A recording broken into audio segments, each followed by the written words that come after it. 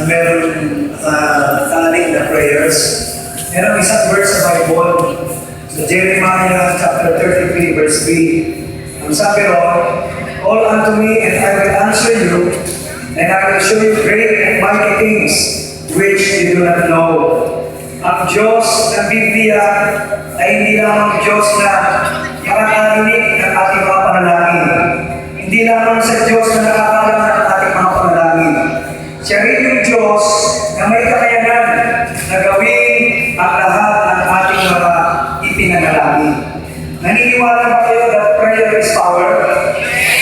Sino naniniwala? Lahat ng naniniwala that prayer is power? Malakpak ng malakas. Yan.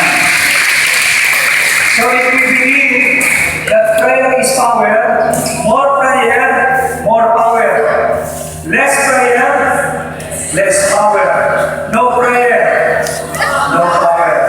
And above all, prayer is a miracle. So ngayong hapon, lahat ng panalangin na itinalagay sa tanong na ito, let's believe na ito ay nakita, narinig, at ipagkakaloob ng Diyos sa atin. Tayong lahat ay magpumigil. Aming Diyos at aming Ama, na may gawa ng langit at lupa, Diyos ni Abraham, Isaac at ni Jacob, Diyos noon, ngayon, bukas at magpakailan-kailan pa man, Diyos na hindi nagbabago, Diyos na magpangyarihan sa lahat, Diyos na buhay, Diyos na tunay, at Diyos na himala.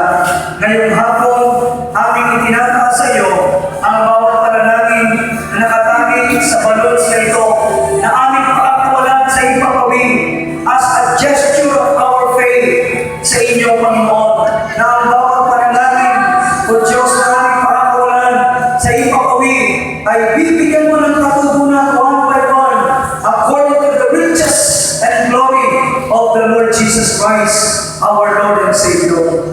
Ngayong hapon naman, maluwalhati ka sa mga panalangin ito at hayaan mo na ang bawat prayer request nito ay maging pagpapahalimuya handog para sa iyo. Ito po ang aming sama-samang panalangin sa tanging pangalan ng iyong anak na si Jesus.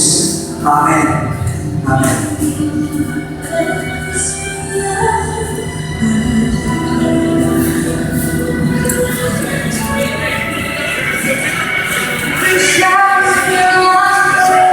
Bishop